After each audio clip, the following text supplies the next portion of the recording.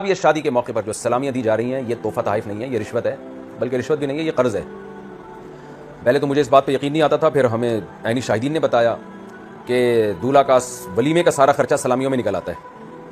وہ جتنا ولیمہ کیا نا اس کے سارے پیسے ریٹرن ہو جاتے ہیں۔ پھر دولہے کو بھی پتا ہوتا ہے کہ میں جب اپنے دوست کی شادی میں جاؤں گا تو اس نے بھی سلامی دی تھی تو مجھے بھی سلامی دینی پڑے گی۔ تو قرض اسی کو تو کہتے ہیں جو قابل یعنی جس کی واپسی آپ پر لازم ہو۔ تو بعض دفعہ زبان سے انسان کہتا ہے کہ میں قرض دے رہا ہوں، میری شادی میں تم نے واپس لوٹانے ہیں، یا میری نہیں ہوئی تو میرے خاندان کی شادی جب کسی خاندان میں جب کسی کی شادی ہوگی تو آپ نے واپس لوٹانے ہیں۔ بعض دفعہ وہ زبان سے کہتا ہے، بعض دفعہ عرف بن چکا ہوتا ہے۔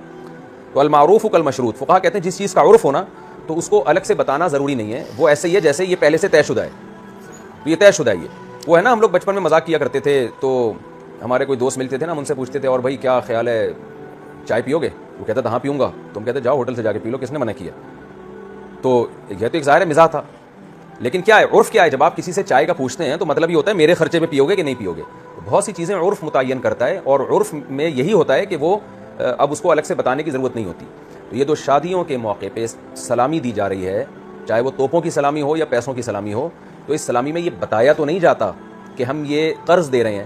زبان سے تو ہدیہ اور گفٹ کا نام دیا جاتا ہے، لیکن سب کو پتا ہوتا ہے کہ یہ گفٹ ایسا ہے کہ جو سامنے والے کو واپس دینا پڑے گا۔ یہی وجہ ہے کہ بعض جگہوں پہ تو ڈائری میں باقاعدہ نوٹ کیا جاتا ہے، فلاں آیا تھا اس نے اتنے ہزار دیے تھے، فلاں نے اتنے سو دیے تھے، فلاں نے اتنے دیے تھے، اور جب اس کی شادی ہوتی ہے تو واپس دیا جاتا ہے۔ تو اس لیے یہ رسم ناجائز ہے، کیونکہ قرض میں تو یعنی وہ تو طیب خاطر کے بغیر قرض دیا جا رہا ہے۔ اچھا، اس میں طیب خاطر بھی نہیں ہے، طیب خاطر کا مطلب دل کی خوشی بھی، ایک قسم کی پینلٹی ہے کہ شادی ہو رہی ہے نہیں دیا تو کیا سوچیں گے وہ۔ ہدیہ دل کی خوشی سے ہوتا ہے، اور اسی ہدیے سے محبت بڑھتی ہے جو آپ بغیر کسی بوجھ اور دباؤ کے دیں۔ قرآن میں کیا آتا ہے رسول اللہ صلی اللہ علیہ وسلم کے بارے میں کہ آپ ان سے کہہ دیجئے ما انا من المتکلفین، میں تکلف کرنے والوں میں سے نہیں ہوں۔ صحابہ کرام میں ایسی بے تکلفی تھی کہ ایک صحابی نے رسول اللہ صلی اللہ علیہ وسلم کی دعوت کی اور فرمایا کہ یا رسول اللہ میں آپ کی دعوت کرتا ہوں، آپ کو بلاتا ہوں۔ ہمارے نبی نے کیا فرمایا؟ فرمایا میری زوجہ عائشہ کو بھی بلاؤ گے تو میں آؤں گا۔ تو ان صحابی نے کہا نہیں، اکیلے آپ کی دعوت ہے۔ دعوت کینسل ہو گئی۔ اب آپ دیکھیں، صحابی کو پتا تھا بھائی میں 2 آدمیوں کو کھانا نہیں پکا سکتا، میری اتنی گنجائش نہیں ہے، اتنے وسائل نہیں ہیں۔ تو انہوں نے یہ نہیں کہ ادھر سے ادھار، ادھر سے ادھار، ادھر سے ایک مصیبت میں اپنے آپ کو ڈالا۔ دل صاف تھے، تکلف نہیں تھا، عرض کر دیا یا رسول اللہ نہیں، بس سب اکیلے آپ کی دعوت ہوگی۔ اور نبی نے بھی اپنی زوجہ سے محبت کا اظہار کر دیا، نہیں بھائی جب تک دونوں کے استعداد نہیں ہوگی گویا ہم دعوت قبول نہیں کریں گے۔ پھر ان صحابی نے دوبارہ دعوت کی، پھر نبی نے یہی فرمایا عائشہ کو بھی بلاؤ، انہوں نے فرمایا نہیں گنجائش نہیں ہے۔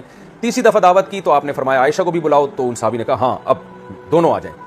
تو نبی کا اپنی زوجہ سے محبت کا اظہار بھی ہو گیا اور ان صحابی کی جیب پہ بوجھ بھی نہیں آیا، انہوں نے کہیں انتظام ہو گیا ہوگا، اللہ نے وسائل دے دیے ہوں گے ان کو، اور یہ واقعہ بھی اللہ ہمارے سامنے لانا چاہتے ہوں گے۔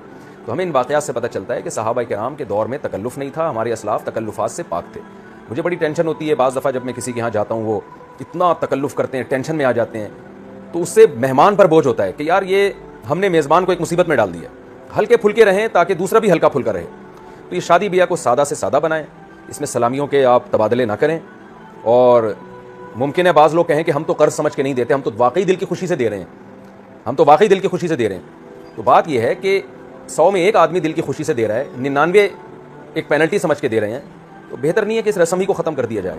تو تحفے تحائف کو پھر کسی اور وقت کے لیے رکھ لیا جائے۔ مثال کے طور پر جب شادی ہو گئی یا ولیمے میں جا رہے ہیں اس وقت نہ دیں آپ، بعد میں آپ کہیں کہ یار میرے دوست کی شادی تھی، چلو یار گفٹ تو بنتا ہے اس میں، تو بعد میں اس کو کسی ٹائم پہ دے دیں، اس موقع پہ نہ دیں۔ علماء کہتے ہیں کیونکہ موقع پہ دینے سے ایک غلط رسم کی تائید ہو رہی ہے جس سے معاشرے میں خرابی پیدا ہو رہی ہے، اس کا اہتمام کرنا چاہیے۔